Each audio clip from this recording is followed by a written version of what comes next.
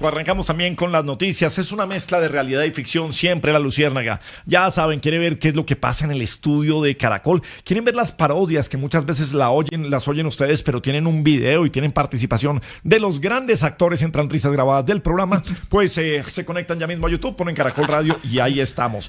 Orlando Villar y Juan Fraile, nuestros periodistas, están hoy aquí. Villar, tema del día, personaje del día, ¿cuál es? Pues Gabriel, el tema del día y personaje, los bloqueos que se siguen presentando en Santander y en norte de Santander por cuenta de campesinos, algunos pequeños propietarios que están inconformes con lo que denuncian ellos ha sido un aumento desproporcionado del impuesto predial.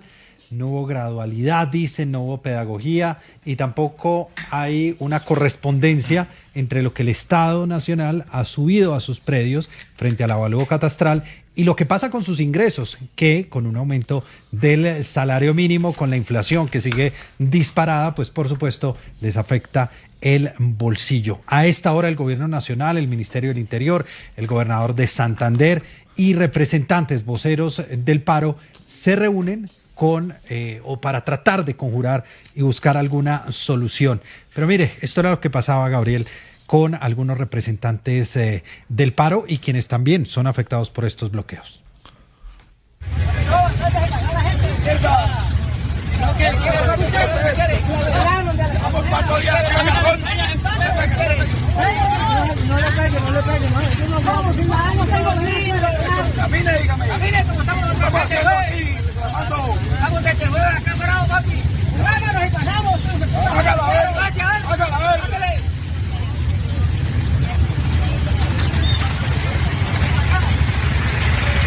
Pues el descontento sin duda de la gente, como siempre hemos insistido, está el derecho a la protesta, pero también está el derecho de los ciudadanos a transitar, pero además el impacto directo que se está presentando al abastecimiento, en este caso de productos como los huevos, más de 12 millones de huevos represados, pollos sin movilizar, más de 1.500 toneladas en estos 4, casi 5 días de afectación, son casi $1 billón, Gabriel, en pérdidas que dejan estos bloqueos y por supuesto ese riesgo de desabastecimiento para los próximos días. Esto explican los campesinos, algunos de ellos, que han hecho parte de la protesta. Nosotros los campesinos de Colombia nos vamos a mantener firmes, no vamos a levantar los bloqueos en el país, hasta mientras usted, señor presidente, no derogue el decreto 2057 que nos está perjudicando a todos los campesinos del país. No estamos de acuerdo con esas medidas. Nosotros sí estamos de acuerdo con que haya un avalúo catastral, pero que sea justo, que no sea exagerado, así como usted nos lo plantea. Entonces, esa mesa de diálogo y concertación que ustedes convocaron a través del IGAD, señor presidente, en Bogotá, ni siquiera debía llevarse a cabo. La única solución que nosotros vemos y por la cual nosotros nos vamos a levantar es que usted derogue ese decreto. Un saludo muy especial para todos los colombianos, para todos los campesinos y mantengámonos firmes exigiendo nuestros derechos. Pues Gabriel, la respuesta a estas reclamaciones desde el Gobierno Nacional y el propio presidente de la República es que es la oposición. Okay. Que son fines políticos los que se presentan. Bueno, como siempre, Juan Fraile, pues sigamos hablando de qué está diciendo el gobierno y además, claro, ¿por qué el gobierno enfrenta los paros de manera diferente? Porque cuando hay un paro y hay un bloqueo de vías en Bogotá, en Medellín, en Barranquilla, en Cali, el gobierno pide la garantía de los marchantes, el derecho a la protesta está, por supuesto, salen los alcaldes a decir que derecho a la protesta hay que haber, pero no bloquear toda una ciudad, el transporte de la gente más necesitada, que es también la gente y los campesinos, no solamente los que tienen que ver con esta reforma que se piensa hacer con el avalúo catastral, sino los que llevan los productos. ¿Qué dice el gobierno hoy?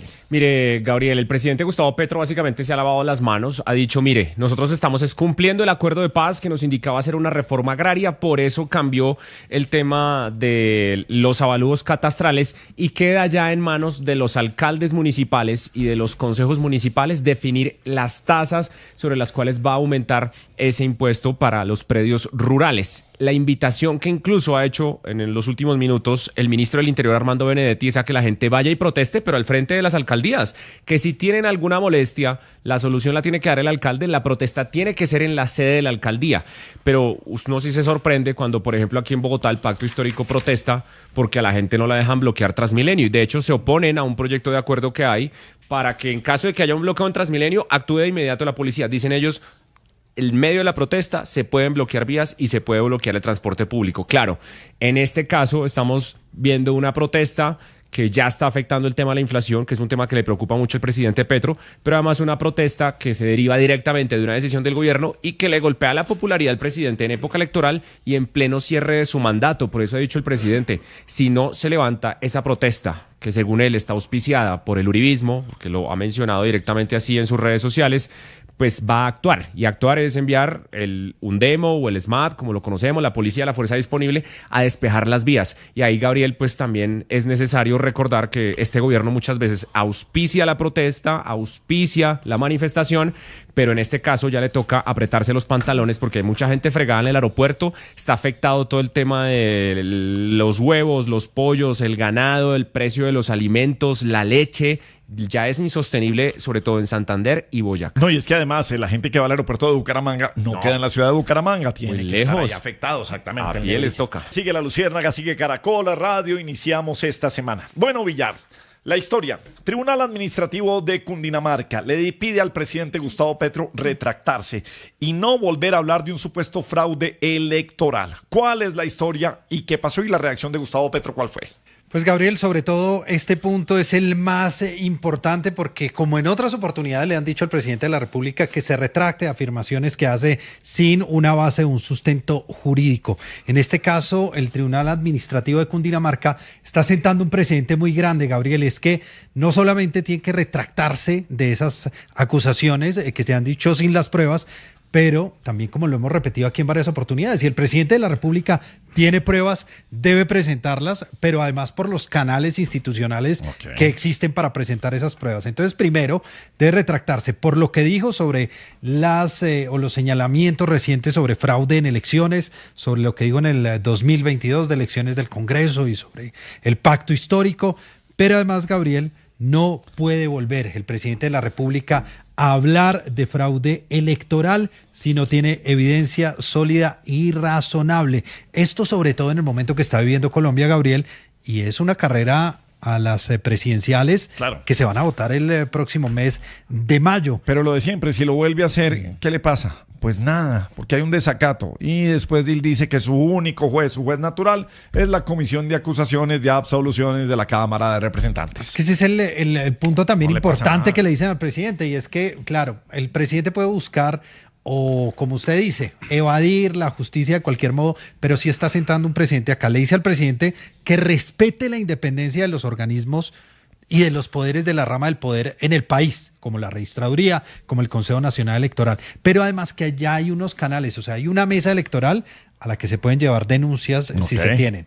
Hay una comisión interinstitucional donde está la Procuraduría, la Registraduría, la Fiscalía, la Contraloría. Por si tiene pruebas, también las puede presentar allí. Y su vocero es el ministro del Interior para esos temas. El mismo pacto histórico del partido del presidente Gustavo Petro avaló que fueron unas elecciones transparentes. Entonces, ¿en qué estamos? Pues además de los resultados, Gabriel, el mandatario empieza a insistir sobre su teoría, que fue lo que se generó la polémica recientemente sobre unas presuntas interceptaciones a Abelardo de la Espriella. El presidente insiste en una narrativa de conspiración desde la firma que además hace los pasaportes, que es Thomas Gregg, mezcla lo de los pasaportes con las bases de datos, con el tema de las elecciones, con los procesos, con el software, y genera allí, Gabriel, una narrativa sin ninguna prueba, es lo que le ha dicho el Tribunal Administrativo de Cundinamarca. Presidente Gustavo Petro, ¿usted va a acatar la orden del Tribunal Administrativo de Cundinamarca y se va a retractar? ¿Cómo le va?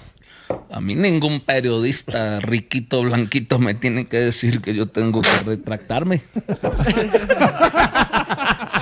¿Qué fue? ¿Qué pasó? Entre que me dio risa y estornudé. dijiste es un Néstor risa. A veces puede pasar un Néstor. Venga. Es como la risa que termina en tos. Esa es la que tiene todo Eso les pasa a los rijitos blanquitos. Por decir que yo recule. ¿Va a Qatar? Lo de tos y risa normal, pero Bueno, lo de Qatar sí me gusta, estimado Poli. Vamos a Qatar. Bueno, entonces no hablemos de solamente ahí. Catemos vinos. ¿Sabe qué? Tenemos una noticia que acabamos de dar. Hablemos del bloqueo de importantes vías del país con las alzas de los avaludos catastrales. El De esas sí bloqueo podemos hablar. uribista, que fue el que mandó a hacer eso, les ordeno que se levanten. Como le dijo Jesús a Lázaro, levántate, Lázaro, levántate, paro. O si no me va a tocar actuar como el presidente. Y no voy a recular. Bueno. Porque lo del líder mundial no es recular. Lejos de mí las reculadas, hermano. Ahí es cuando yo acudo a la objeción de conciencia y punto. Bueno, pero entonces hablemos de cuando de si el gobierno va a restablecer las relaciones con el Banco de la República. ¿Cómo fue que hizo?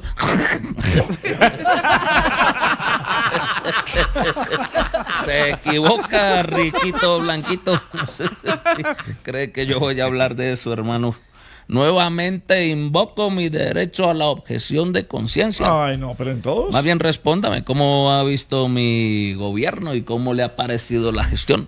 No, pues sí, prefiero no responder y acudo a mi objeción de conciencia para la responder objeción sobre de eso. conciencia, hermano, nada, no sea cobarde. No, pero a ver, no. Le da miedo responder, che, le he dicho a Chi, ¿cuál es la? Responda la pregunta. Bueno, quedamos claros lo de la objeción de confianza, no de conciencia. Gabriel, al presidente le cuesta mucho retractarse, pero es experto en pedir que la gente se retracte. Le voy a leer algunas de las solicitudes públicas que ha hecho para que otras personas se retracten.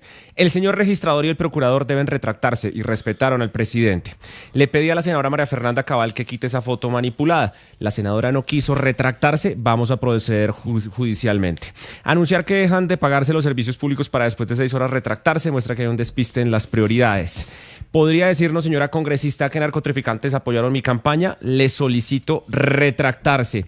El gerente de la campaña fraudulenta de Duque tiene que retractarse. O sea, retractarse es una palabra que al presidente le gusta mucho cuando la exige él. Pero cuando le toca. No, es objeción de conciencia. No tanto. No puedo retractarme. Para retráctil el kilométrico, hermano. No, ese no es retráctil. Sí, por eso él es retráctil. No, ese no. El kilométrico no es retráctil. El clásico no, pero hay ahora unos que No sí. me voy a retractar de eso. No me voy a retractar y es una objeción de Le digo, conciencia, es señor. retráctil y punto. Démosle un revolcón a esto más bien.